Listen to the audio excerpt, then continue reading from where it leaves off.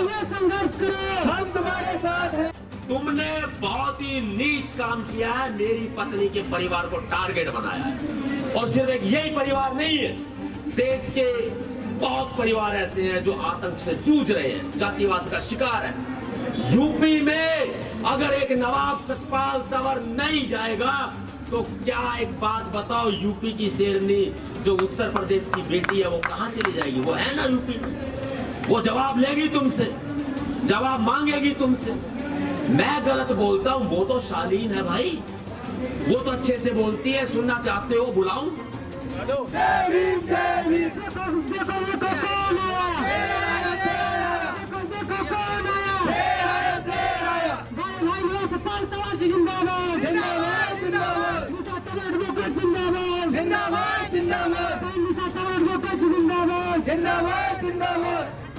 भैया संघर्ष करो, हम तुम्हारे साथ हैं। भैया संघर्ष करो, हम तुम्हारे साथ हैं।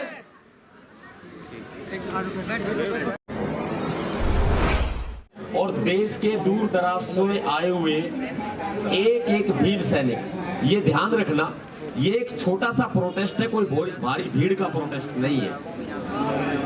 ये एक सांकेतिक है, ये एक संकेत है।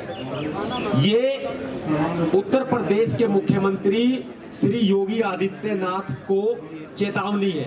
मैं मुंह बांध के बैठा था यहाँ पे, आप लोगों को पता भी नहीं चला, चुपके से आगे बैठा था। मैंने अपने बाउंसर, सिक्योरिटी, बॉडीगार्ड सब पीछे छोड़ दिए और इस हैसियत से आया हूं कि निशा तंवर एडवोकेट भी समाज का हिस्सा है, ये भी समाज की बेटी है, समाज की बहन है। आज उनके साथ जो अत्याचार हो रहा है, वो यहाँ जो लोग आए हुए हैं उनको मालूम होगा कि किसी ना किसी के साथ एक आधी कोई घटना हुई होगी।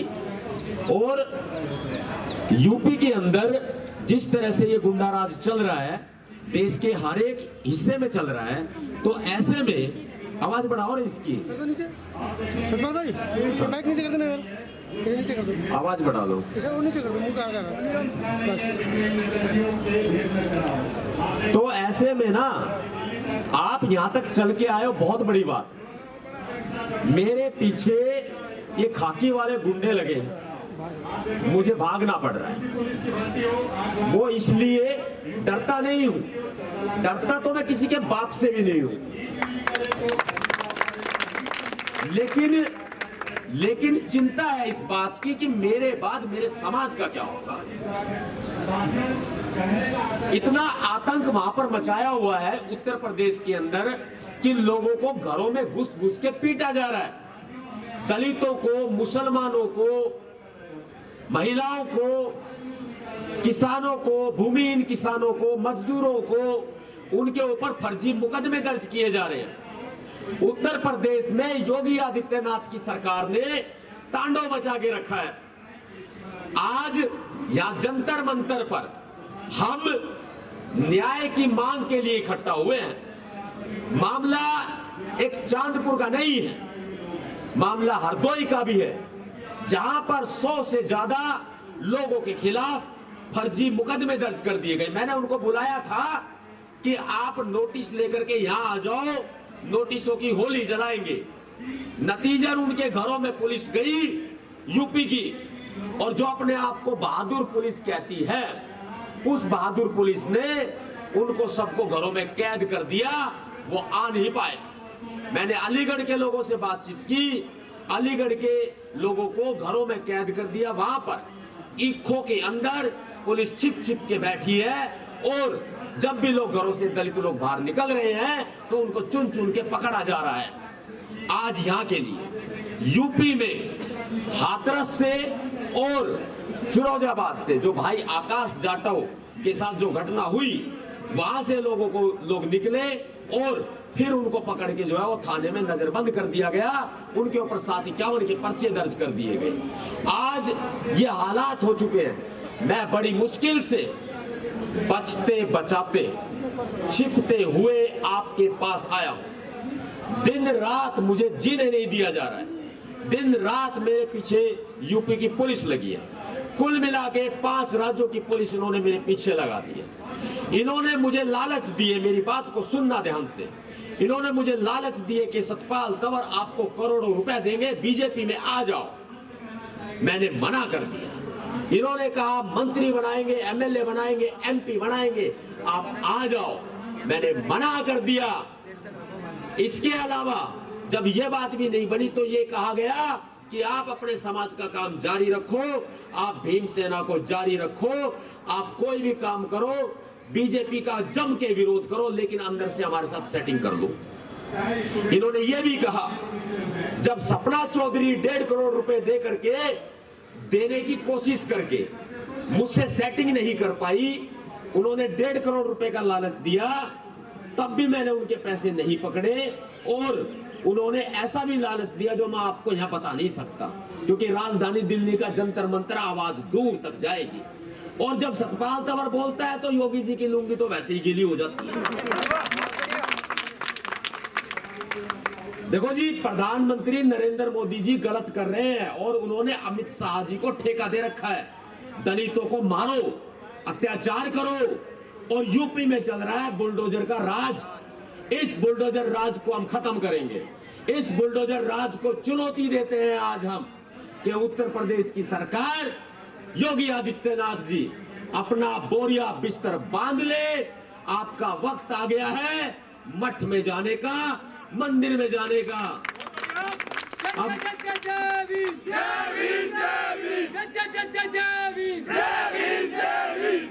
योगी जी दलितों पर, महिलाओं पर जुल्म करने वालों को, मुसलमानों पर जुल्म करने वालों को शेर नहीं गीदड़ का बच्चा कहते हैं, गीदड़ का बच्चा।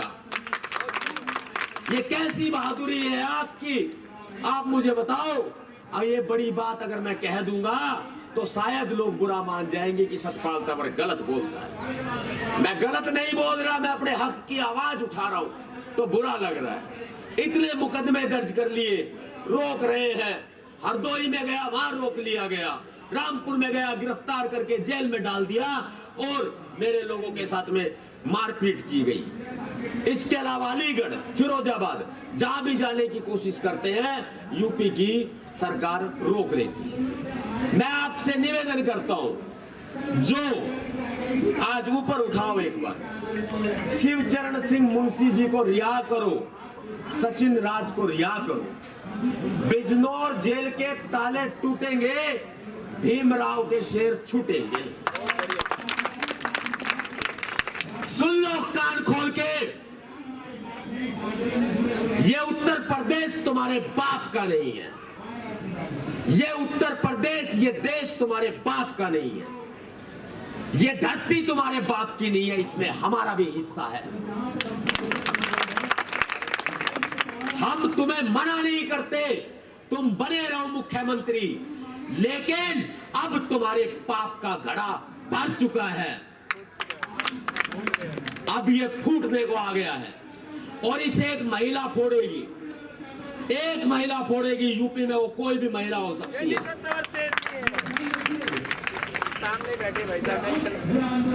चांदपुर में बाबा साहब डॉक्टर भीमराव अंबेडकर जी की 13 साल पुरानी प्रतिमा को तोड़ दिया गया।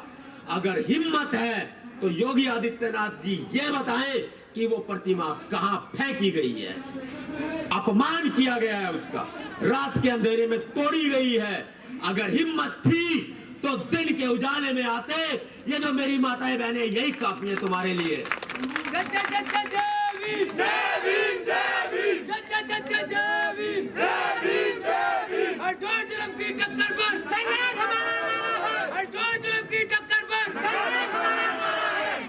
और कौन कहता है तुम मर्द सूरमा हो? कौन कहता है तुम मर्द सूरमा हो? मेरी माताओं बहनों के सामने तो तुम्हारी एक भी ना चल सकी। रात के अंधेरे में आए और बाबा साहब की मूर्ति को तोड़ ले गए। मर्द सूरमा नहीं हो तुम लोग। और एक मुकदमा 60 से ज्यादा लोगों के ऊपर फर्जी दर्ज किया गया। देखो देखो इनकी चालाकी, देखो इनकी चालाकी क्या है। इनकी चालाकी यह है कि 14 जून को एक एफआईआर दर्ज हुई। 8 दिन से पुलिस सोती रही, सरकार भी सोती रही। फिर कहते हैं 8 और 9 तारीख को इन्होंने प्रतिमा लगा दी। 13 साल पुरानी प्रतिमा को नई प्रतिमा बनाकर ये उठा करके ले गए। 96 से ज्यादा लोगों पर एक मुकदमा दर्ज किया गया। ये जो मुकदमे दर्ज किए गए हैं, इन एक एक मुकदमे का जवाब, उत्तर प्रदेश में बुलडोजर के आतंक का जवाब, दलितों पर हो रहे फर्जी मुकदमों का जवाब निशा तंवर एडवोकेट देगी। मैं ज्यादा नहीं बोलूंगा क्योंकि डरता तो मैं किसी के बाप से नहीं, पर मुझे अपने समाज की फिक्र है कि यदि मुझे कुछ हो गया तो मेरे समाज का क्या होगा। बेशक मुझे अपने माता पिता की चिंता नहीं, मुझे अपने परिवार की चिंता नहीं, लेकिन समाज की चिंता है। तभी इन लोगों से बचता हुआ घूम रहा हूं, क्योंकि चांदपुर के सीओ भरत कुमार सोनकर ने मुझे धमकी दी फोन पर कॉल करके कि सतपाल तंवर तू जामिन मिल गया, तेरे को एनकाउंटर में हम मार डालेंगे। ये सीओ भरत कुमार सोनकर बोलता है। वहां का एसएचओ राजेश कुमार बैसला बोलता है कि तेरी बीवी के पूरे परिवार को बर्बाद कर देंगे। बोलो ये पुलिस है या जल्लाद है? जल्लाद है। अरे मुझसे टकराओ, ये खड़ा नवाब सतपाल तंवर सीना था। सतपाल भैया जिंदाबाद, सतपाल भैया जिंदाबाद।